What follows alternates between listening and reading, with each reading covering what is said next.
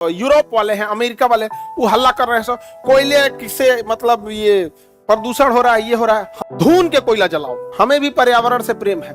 इस पर्यावरण को नासा कौन है? सारा घर, बिल्डिंग, एसी, फ्रिज, कूलर तुम बना लिया। और उसके बाद हम लोग कहते हैं कि सोलर टेक्नोलॉजी दे दो, तो सोलर टेक्नोलॉजी नहीं देता, कहता खरीदिए हमसे। बाहर में जाओ खरीदो तो फूंक देंगे कोयला, जो या तो दे टेक्नोलॉजी ने तो फूंक तो हम मर तो ते ही। सिंगरौली सबसे मोटे कोयले की पलट है। सिंगरौली में कोयले का उत्पादन, कोयला इंडस्ट्रियल उद्योग के लिए ज्यादा होता है, वहां पर सस्ता में हो जाता है, बट उससे प्रदूषण ज्यादा होता है। अब वेस्टर्न दुनिया जो है ना, और जो यूरोप वाले हैं, अमेरिका वाले, वो हल्ला कर रहे हैं, कोयले किससे मतलब ये प्रदूषण हो रहा है, ये हो रहा है। हम सारे विकासशील और गरीब देशों को कहते हैं धून के कोयला जलाओ। रीजन समझो क्यों? हमें भी पर्यावरण से प्रेम है। इस पर्यावरण को नासा कौन है? चौपट किसने किया? यही यूरोप वाले। पहला औद्योगिक क्रांति ससुरा तुम्हारे यहां से हुआ। सारा घर, बिल्डिंग, एसी, फ्रिज, कूलर तुम बना लिया, इंडस्ट्री तुम बना लिया, अब पर्यावरण चौपट कर दिया। अब आके हम लोग को भाषण देगा कि पर ये है वो है। और उसके बाद हम लोग कहते हैं कि सोलर टेक्नोलॉजी दे दो, तो सोलर टेक्नोलॉजी नहीं देता, कहता खरीदिए हमसे। बाहर में जाओ खरीदो तो फूंक देंगे कोयला, जो या तो दे टेक्नोलॉजी ने तो फूंक तो हम मर तो ते ही। नहीं समझे? हम लोग का क्या है भैया? नहीं समझ में आ गया? हम लोग बचपन से इम्यून सिस्टम ठीक रहता है। हमारे यहाँ देखिएगा, छोटा लड़का बचपने में धूरा गर्दा में खेलते रहेगा। छोटा बच्चा देखिएगा ना, ऐसे धूरा उठाएगा, इसे मुड़िया पे डालेगा, और उसके मम्मी, दादा, दादी सबको पता है कि अबे 2 घंटा खेल लेगा तो एकदम अपने भूख लगेगा तो चिल्लाएगा, मैं खाना किया था। उसकी मम्मी खूब अच्छा से झाड़ पोछ के एकदम खिला पिला देगी, सो जाएगा, फिर उठेगा, फिर वह नौटंकी है। तो बताओ गलत है कि नहीं है? या तो टेक्नोलॉजी दो और नहीं तो हल्ला मत करो। नहीं समझे? हम अफ्रीका वाले देश को भी कहते हैं, इतना महंगा सोलर सिस्टम है जिसका कोई हद नहीं। सोलर सिस्टम का प्लान बहुत महंगा आता है ना, सस्ता नहीं आता है यहाँ पर।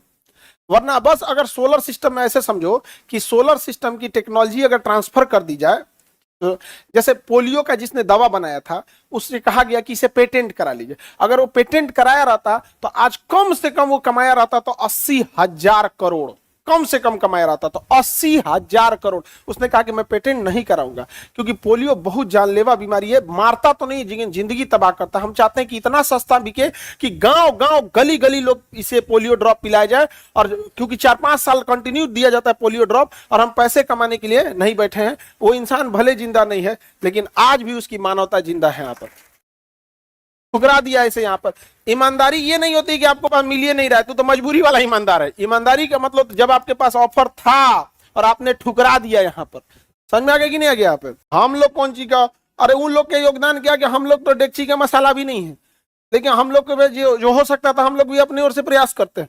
लेकिन अजीम प्रेम जी हो गए, रतन टाटा हो गए, इन लोग के धूल के बराबर भी हम लोग नहीं है जितना वो लोग समाज के लिए करके चले गए यहाँ पे। लेकिन जरूर ये बात इसकी नहीं है कि आपने उतना बराबर करना है।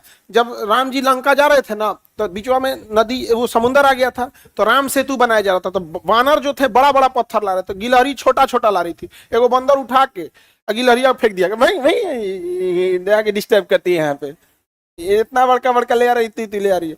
तो राम जी के पास जाके गिरी वो, राम जी उसको सहलाए थे यहाँ पर, तो इसके ऊपर 3 निशान पड़ गया। देखो 3 उंगलियां का निशान रहता, दिख रहा है? गिलहरी के ऊपर 3 निशान है ना यहाँ पे। और उसको ऐसे सहलाए और फिर बुलाए और कहें कि सफलता इस बात पर निर्भर नहीं करती है कि आपने कितना किया, सफलता इस बात पर निर्भर करती है कि आप कितना कर सकते थे।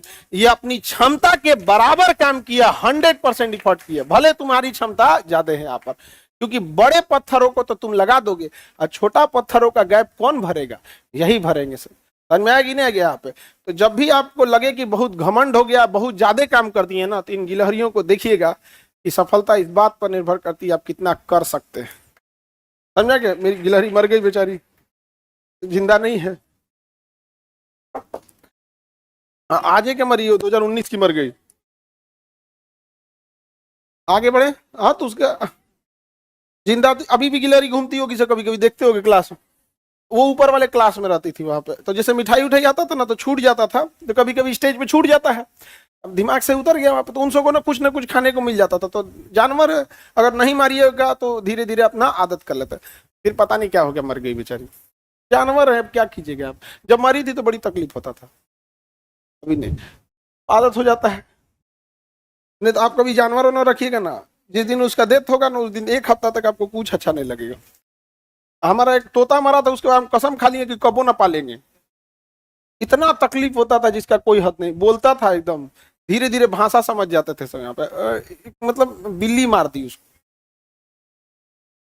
नहीं थोड़ा सा खुला रह जाता था। तो मेहनत आप उतना करिए कि जितना आप कर सकते थे। कई गली क्या हम 5 घंटा पढ़े, बकलोलबा कितना 24 घंटा में पढ़ सकते थे, कितना पढ़ सकते थे, बहुत ज्यादा पढ़ सकते थे। समझ में आया कि नहीं? तो बताओ भैया, कोयला उत्पादन या कोयला को आगे देखते हैं, कुछ कुछ का चैनल उड़ जाता है, टीम वाले लोग कर देते हैं। रीजन क्या है ना कि कई बार ये लोग मिसयूज करना चाहता है, मिसयूज कर देता है, फोटो लगा देगा हमारा, अब मिसयूज करेगा। यहाँ पर एक बार हम ऐसी लड़ाई थी तो हम बता रहे थे यूक्रेन में इसमें क्या नाम है, यूक्रेन की पुतिन रूस के अंदर उनकी छवि खराब हो रही थी। इलेक्शन में वो 20 साल से थे वहां पर, तो उन्होंने युद्ध को थोप दिया और युद्ध लंबा कर दिया यहाँ पे। तो बतवा से ना बस पुतिन काट दिया, अब मोदी जी का फोटो लगा दिया, समझे।